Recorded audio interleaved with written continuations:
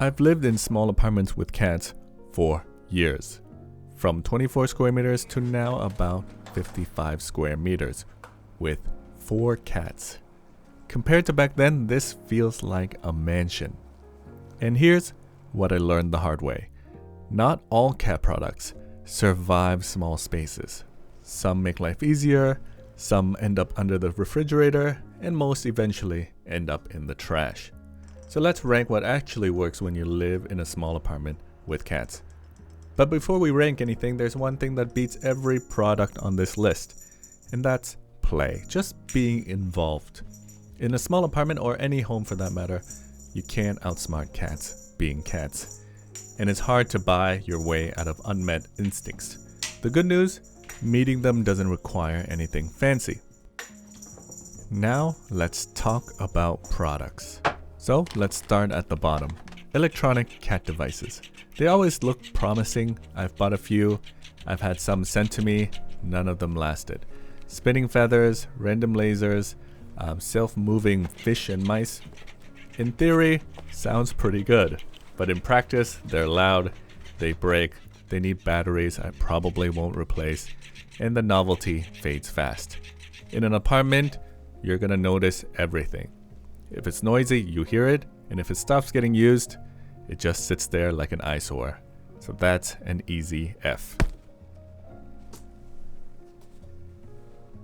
Slightly better, but not by much, those stationary ball and track toys.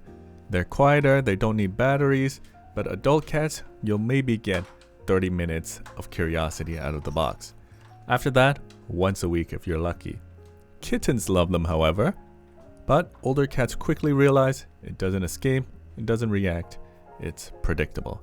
Then it becomes that plastic circle thing living in a corner. Yep, that's the corner. That's a D. Also in D for me, cat water fountains. Conceptually, I love them. Cats prefer moving water. I get it. And I've owned a lot of them. Different brands, ceramic, stainless, I keep trying. But they turn into maintenance demons.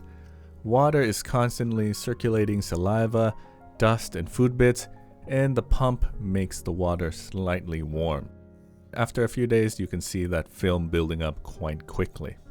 I've replaced more fountain pumps than I care to admit. Add 4 cats and a Bengal who tries to disassemble everything, it's just more upkeep than I want. For me, D. These days I stick with a gravity water dispenser. It's simple and reliable. Moving up, the traditional carpeted cat towers. They're fine, but they're bulky and they eat floor space. I say it all the time, they're the jack of all trades cat furniture. They try to do everything but don't really excel in any one thing. They're great for kittens and smaller cats, but longer term, most adult cats stop using the other features of the tower. And suddenly you're dedicating a big chunk of your apartment to one elevated bed. So if you notice your older cats barely touching their tower anymore, you might be able to reclaim that floor space and replace it with something higher up in the rankings. So this firmly lands in C tier. Now we're getting into things that start making a little more sense. Door hanging condos and hanging lounges. They use vertical space and don't take up the floor. Stability, however, can be hit or miss. Some cats don't mind that slight sway and some want solid ground. It's a good idea for some tight spaces for cats that don't have much of window access, but not universally loved. 3 out of my 4 cats actually enjoyed it. 1, however, didn't use it much as he has always preferred more stable items. So your mileage may vary. It's a solid B tier. Floor to ceiling towers. Unlike traditional condo towers, these don't spread outward, they go up. They use height without taking over the floor. And in a small apartment, height is your best asset. And of course, cats love vertical territory. A tension-mounted tower gives them climbing opportunities, launching a high observation point, and multiple levels to move between. It can create actual routes through the room, not just a padded platform. So it feels bigger to them, and also feels bigger to us butlers. This is our first A rank. Same with tall, stable scratching posts. You'd think they only serve one purpose, but a good scratching post is more functional than it looks. If it's tall and stable, it lets the cats fully stretch out, sometimes even climb on it with their full weight. And it quietly becomes a great access point to reach the higher parts of the room. In the past, I frequently reuse parts of them to create little climbable zones on shelves and racks.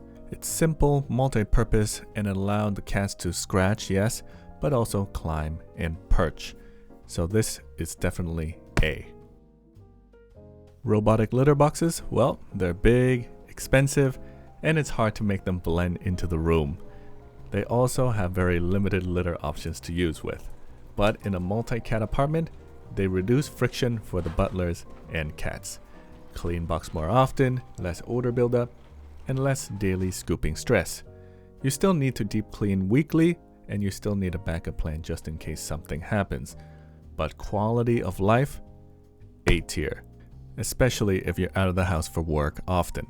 Automatic feeders, if you live in a studio, these can save your face. Literally, I've woken up to eyelid and nose licking because breakfast was late. Scheduled feeding reduces the chaos in the morning, lets you sleep, and helps you when you commute. A. Cat wheel, I've owned one before, I loved it. The cats also really liked it. The neighbors, not so much. They're big, there's no getting around that. They can be noisy, especially when your cats start to take off. That said, they actually work. It's one of the few large items that directly burns energy without you being involved once your cat is trained. Some cats take to it immediately, others need time, and some just never care. It really depends on the cat. The new ones are quieter, which helps, but I at the moment am not sure where I would put it in my current place. Also, I enjoy not being hated by the neighbors downstairs. For now, I'll just schedule more play sessions with the cats. For the right cat in the right place, A tier. This one's underrated. Cat food puzzles don't burn calories, as it's not a cat wheel, but they do slow things down. They turn eating into an activity. I use them almost every day for snacks and even meal times when I'm at home. I prefer when my cats eat together. It builds positive associations and lowers tension over time. When I use an automatic dispenser in the morning, they tend to eat too fast. It's efficient but rushed. With a larger food puzzle, they spread out, they move around, and they engage at the same time without crowding each other. In a small apartment, reducing these little moments of friction is really helpful for the harmony of your home. For me, A+. Collapsible play environments, tunnels, foldable mats, and boxes. I bought this Ripple rug years ago and I still use it. They create instant novelty when it comes out. But more importantly, they enhance play sessions. You add a wand toy or a ball or a spring, suddenly there's hiding and ambushing and chasing around corners. It turns flat floor into a terrain. It's also great for multi-cat households because they can hide and play with each other as well. And then when everybody's done, they fold up and disappear. In small apartments, flexibility wins. That's our first S rank. Suction cup items, and you already know where this is going if you've been watching my channel. They're modular, movable, rental friendly, no drilling and no permanent commitment. And when they're installed properly on glass or smooth surfaces, they're surprisingly secure. What I really like is how they create routes that wouldn't exist otherwise. Window to shelf, or shelf to tower, or even tower to hammock. You can redesign vertical pathways whenever you want. Climbing one week, lounging the next. They don't just add a perch, they connect the space. Creating these unexpected routes changes how the room feels to your cats, all without adding bulk. That's S tier.